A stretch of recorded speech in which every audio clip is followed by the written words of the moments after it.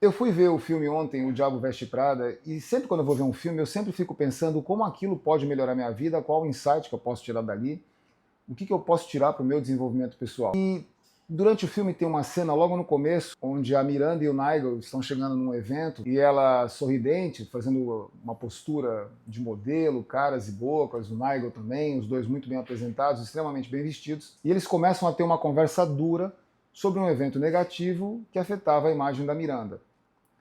O interessante é que ambos estão conversando, sorrindo, como se nada tivesse acontecendo, como se eles estivessem preocupados só com o evento e não estivessem preocupados com aquele problema que era gravíssimo. E logo após a Miranda chegar no alto de uma escada, ela olha para o Nigel e fala assim para ele: Face the music. E eu anotei aquela frase: Face the music. O que essa frase significa para mim? Quando você tem que encarar a música, significa que você já está no baile, a música está tocando e você vai ter que dançar conforme a música. Mas para dançar conforme a música, você tem que primeiro encarar a música. Então eu penso nesse Face the Music como essa obrigação da gente encarar a realidade e, depois de encarar a realidade, dançar conforme a música. Se possível, dançar de um jeito que nos agrade. O que a Miranda representa? Por que ela é o diabo que veste Prada? A Miranda representa um empresário inflexível. E essa inflexibilidade não é necessariamente porque a Miranda é uma pessoa ruim. Essa inflexibilidade é porque a Miranda tem consciência do peso que tem nas costas dela. Existe toda uma miríade de pessoas que dependem dela fazer um bom trabalho. Existem as pessoas que estão empregadas na Runaway, que é a revista que ela dirige. Só que a Miranda ela pensa além disso, ela pensa em todo o mercado da moda como um todo. Tanto que no próprio filme existe uma questão sobre o uso da inteligência artificial na moda, e a Miranda é muito dura em relação a isso. Ela entende que a moda é uma expressão humana. Então, você não poderia usar a inteligência artificial para suprimir, não diria suprimir, mas para se fazer, às vezes, né, da expressão humana. E talvez pelo fato da Miranda ter esse comprometimento tão grande, eu não estou defendendo ela, estou tentando fazer uma análise, e pelo fato da Miranda ter esse comprometimento tão grande com o mundo da moda, não só com a Runaway, ela acaba sendo uma pessoa dura, porque ela acaba vendo as coisas do dia a dia, um bom dia, uma boa tarde, um tratamento mais cordial, como questões que são irrelevantes para o objetivo que ela está buscando. E o que o empreendedor, o que o empresário, o que o advogado tem a ver com isso? Tem a ver porque a nossa vida é solitária. Você pode ter associados, você pode ter sócios, você pode ter sua esposa, você pode ter várias pessoas do seu lado. Mas só quem entende o que você está passando é aquela pessoa que está indo para o mesmo lugar que você está indo, aquela pessoa que já está no lugar que você quer ir, ou aquela pessoa que já se cansou daquele lugar e está voltando. Tirando essas pessoas, ninguém vai sofrer que nem você sofre. Ninguém sabe a dor das decisões que você toma. E eu te falo isso porque eu sei da dor das decisões que eu tomo.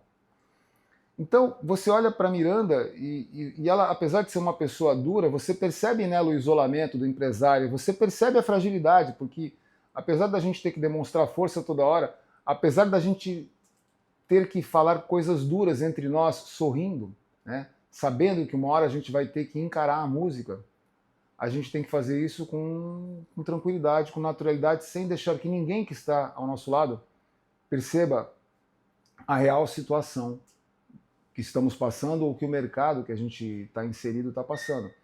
Porque a gente não pode cair. A nossa moral não pode baixar nunca. E para você manter a moral dos outros, você tem que manter a tua antes.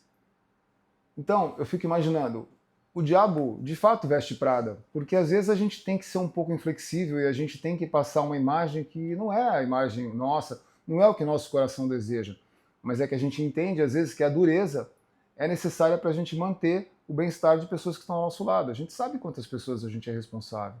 Quando a gente vai deitar no travesseiro à noite, a gente sabe quantas famílias são por quantas famílias nós somos responsáveis. A gente tem consciência disso. E eu fico pensando como a inteligência artificial pode ajudar esse diabo que veste Prada. Eu acho que uma das características que eu percebi da Miranda, que eu achei interessante, ela sempre está a par de tudo. E ela está a par de tudo porque as pessoas vêm contar para ela tudo o que está acontecendo. Por que elas vêm contar para ela tudo o que está acontecendo? Porque elas querem uma migalhinha da atenção da Miranda. E se elas conseguirem essa migalhinha de atenção com uma fofoca, com uma informação que elas não sabem se é importante ou não para Miranda, é o que interessa a elas. Elas querem passar essa informação. E como a Miranda poderia usar a inteligência artificial para tornar a vida dela mais fácil, né? Esse diabo que veste Prada. Eu imagino o seguinte, tanto ela como o empresário, ele poderia se beneficiar muito, e o advogado principalmente, do Cloud Code. O Cloud Code hoje ele tem 3 aspectos muito interessantes. Ele tem um aspecto que é o chat, que é como o chat GPT.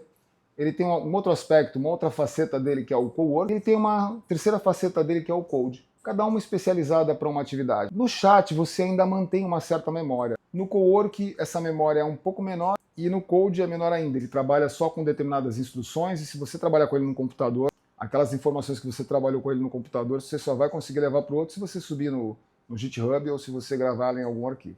O que eu queria falar hoje mesmo era do chat e do cowork. O chat, como todos vocês sabem, é muito igual ao chat GPT. Você escreve o prompt ou você escreve o comando, ela te dá a resposta. Eu posso te ajudar a obter comandos muito mais assertivos e respostas muito mais assertivas. Eu já vou te falar sobre isso. O cowork, ele trabalha muito bem com fluxos. Então, como eu usaria o cowork? Porque eu acho que o ideal é você começar a pôr a mão na massa e fazendo você vai aprender, ok?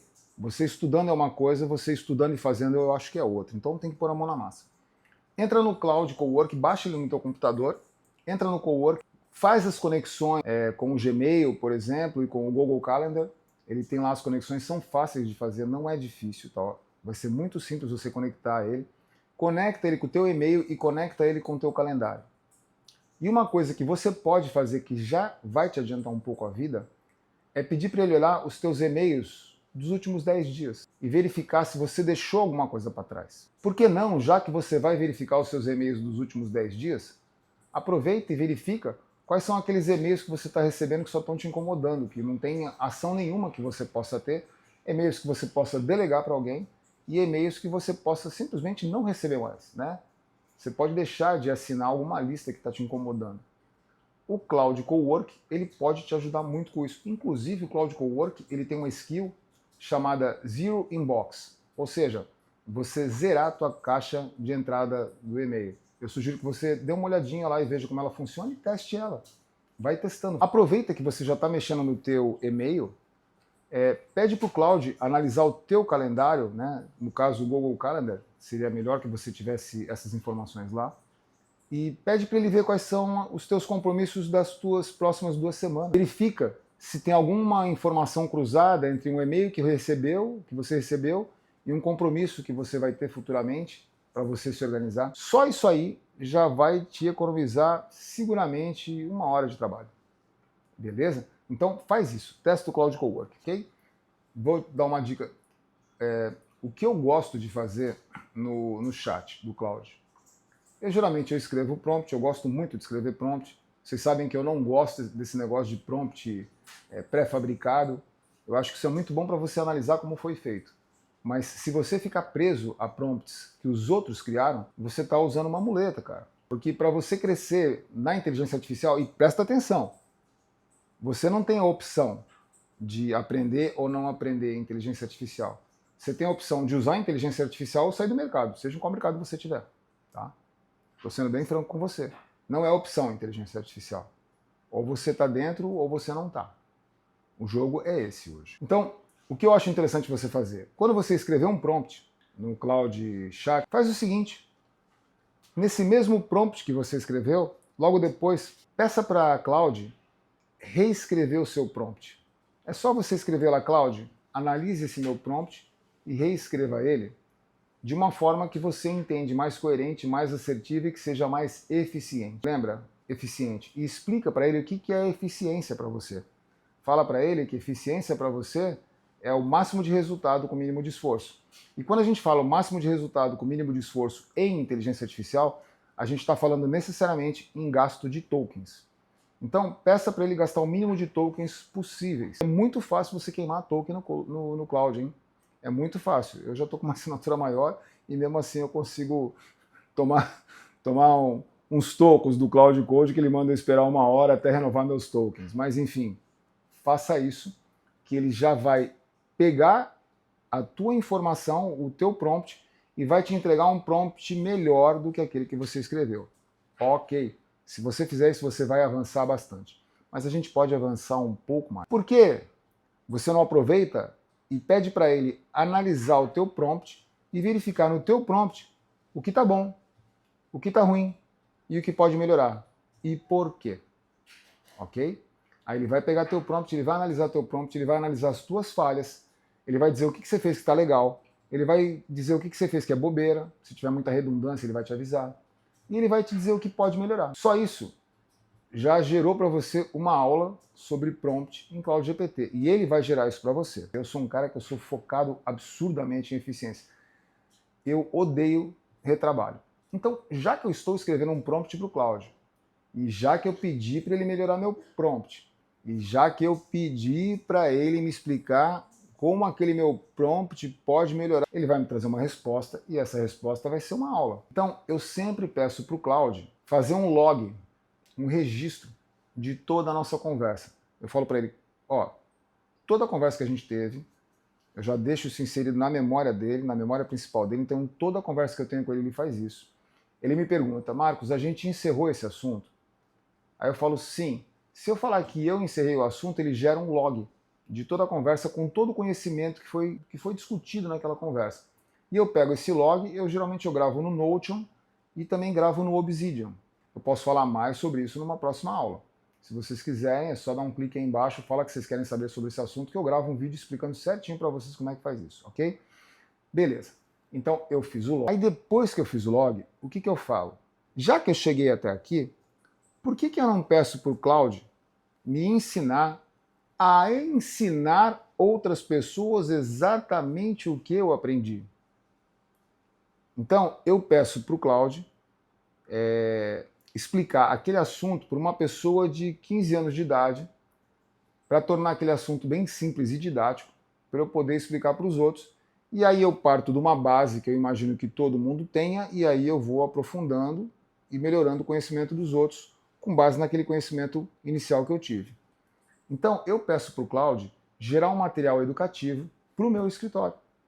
Porque já que eu estou usando ele para trabalho, e já que eu investi um tempo para melhorar o meu prompt, para melhorar a minha conversa com o Cloud, a minha conversa com aquela LLM, com aquele modelo de linguagem, porque é isso que o Cloud é, um modelo de linguagem como o ChatGPT, por que não gerar um material educativo para os meus colaboradores, para os meus associados? Até para os meus amigos.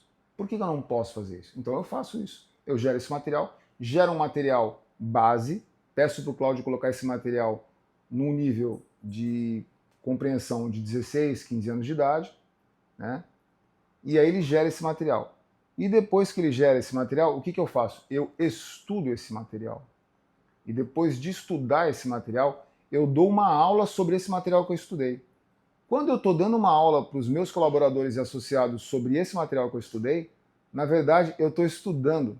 Eu estou estudando pelo método Feynman. A gente pega, estuda a ponto de conseguir explicar aquilo para uma criança de 5 anos de idade, e depois que você aprendeu a fazer isso, você explica para alguém. Depois que você fizer isso, gente, vocês nunca mais vão esquecer isso que vocês estudaram.